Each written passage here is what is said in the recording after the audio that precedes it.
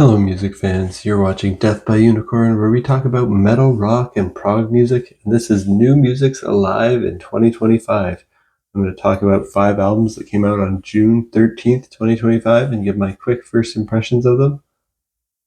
And you can see behind me now I have some posters in my new home, finally up.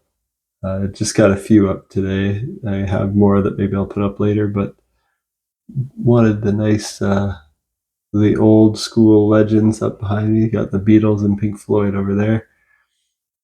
And now let's dive into new stuff after talking about that old stuff.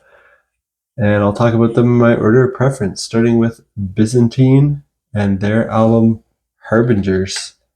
This is the 7th album by this American band, and it's progressive groove metal with thrash metal and some metalcore influences. And this one I'm putting in my near masterpiece tier. I love all the albums and all the work that Byzantine's done so far in their career.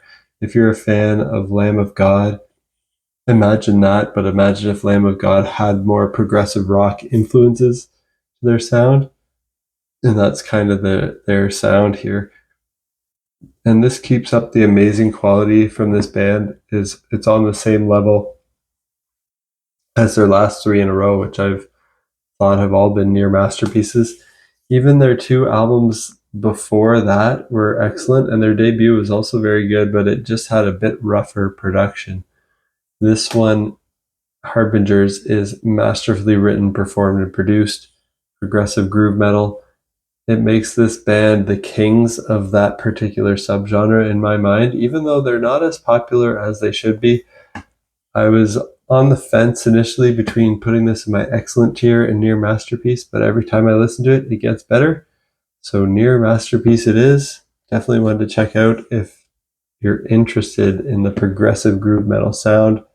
This is among the best representations of that and best albums of that genre. Harbingers by Byzantine. Next up, I've got Okrist with Waving at the Sky. Now this band spells their name AVKRVST, but the V's are pronounced as U's. So it's pronounced Okrist, I believe. And this is the 2nd album by this Norwegian band. They're progressive metal, not super heavy metal or anything like that, more like a Porcupine Tree style of genre, that kind of sound, except they do have some of that Opeth influence, and they do a couple of growls and some pretty chunky riffs that maybe get a bit heavier than what you'd typically hear from a band like Porcupine Tree. This one I'm putting in the near masterpiece tier as well.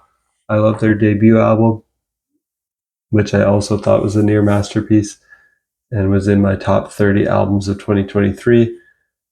This 2nd album, Waving at the Sky, is just as good as their debut and a strong contender for my year-end list as well for this year. Hopefully it'll be, in my top 25 or 50 albums of the year. I listen to a lot of stuff, so being in that top 50 means you're pretty damn good.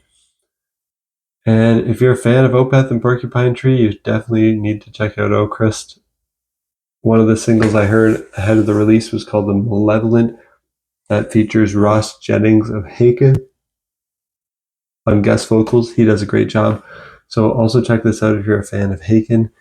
The other single I heard ahead of time was The Trauma, which has a main riff that really reminds me of Opeth.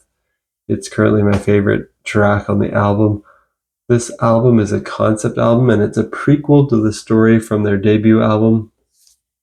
I'm not going to get into the story much in this video in case I mess it up, because I've focused more on the music and the sound rather than the lyrics on this one. Because the music, the composition, the performances, and production, they're all stellar, so much that the lyrics are kind of secondary for me here on this Okrist release. The album is mostly clean singing. There are brief moments with harsh vocals, like the last 15 seconds of The Trauma, but I think this is one that anyone can enjoy, even if you're not into harsher vocals. That sounds good to you, check it out. Waving at the Sky by Okrist. Next up is King Gizzard and the Lizard Wizard with their album Phantom Island. 27th album by this Australian band, and it's kind of hard to describe the genre here. It's almost like it's progressive rock. It's kind of symphonic, so maybe it's symphonic progressive rock, but it doesn't really sound like Yes or Genesis. It's got orchestral aspects here. They play with the whole orchestra, but it's also very bluesy and very poppy and just kind of fun, psychedelic, soulful, with like soul influences and even southern rock influences. I'm putting this one in my excellent tier. I love this band. This album was developed alongside their last one, Flight B741. But Flight B741 contained the rowdier songs, while their new album, Phantom Island, is more laid back. They added orchestral elements to their tracks on this one for the first time. And for their 2025 tour, they'll be playing the album with a different orchestra in each city.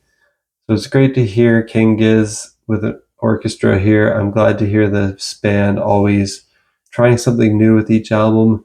That's what makes them so exciting. It's definitely not their best album, but it's definitely not their worst as well. I don't love it quite as much as their last one, Flight B741, but it's another solid addition to their catalog. I put it somewhere around the middle of their discography in a ranking, but I love their discography a lot. So a mid-tier King Giz album is better than a lot of bands' best albums. And all of these albums I'm going to talk about in this video today are actually really excellent stuff. It was a really strong week with 5 really stellar releases here that I wanted to talk about. Next up is Fallujah and their album Xenotaph. This is the 6th album by this American band, and it's technical death metal with progressive and deathcore influences. I'm also putting this in my excellent tier. I thought their last album, Empyrean from 2022, was excellent as well, and I think they even slightly outdid that one with this new one from Fallujah. Very cool, intricate compositions, great guitar playing and drumming. Mostly death growl vocals on this one, but some parts have clean singing. There's also a lot of nice, soft, atmospheric and melodic instrumental sections.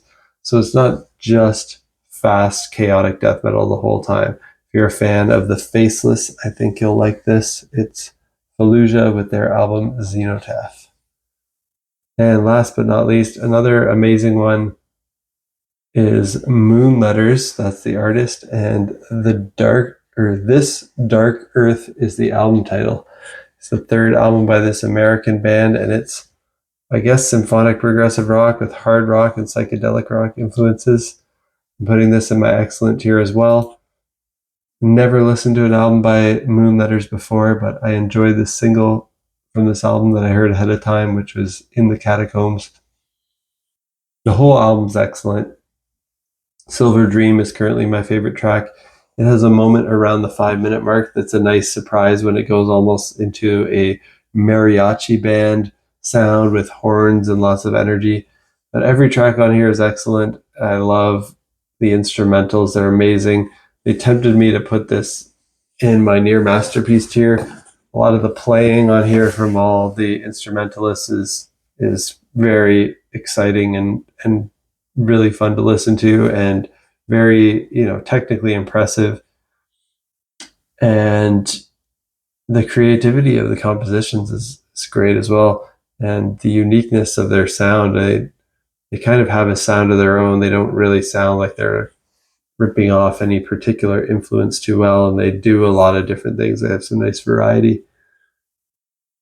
I was very tempted to put this in my near masterpiece tier, but I held it back to excellent, because one weakness that I'm not sure about with this band is if are the vocals worthy of near masterpiece level. I think the vocals are good, but I expect if they could take their lead vocals to the next level of power, they could become a much bigger band in the prog scene. I look forward to hearing what they do next, and actually I'm curious to hear some of their earlier work too. Maybe I'll like their debut or their second album even more. And if I do, this could be a good band for me to follow in the future. And that's it for my first impressions on these 5 new albums that came out recently. What did you think of these albums? Let me know down in the comments. And did anything else come out recently that you think I might enjoy? Also let me know. And if you like metal, rock, and prog music, hit that like button, hit that subscribe button, because I post these videos pretty much every week. I post my first impressions on new albums that came out that week. And occasionally from time to time, I post other random topics about progressive metal, progressive rock, or other types of metal rock music. And yeah, I recently posted my top 15 modern prog epics, and I reacted to the Prog Report's list of top 15 modern prog epics and kind of compared our lists. So that was fun. If you're interested in that, check that out on my channel. And next, I'll be listening to new music from Cryptopsy, their album An Insatiable Violence, as well as from Nad Sylvan, his album Monumentata. If you want to hear my first impressions of those, I'll post that in about a week's time. Hit that subscribe button for the notification. And until next time, peace out.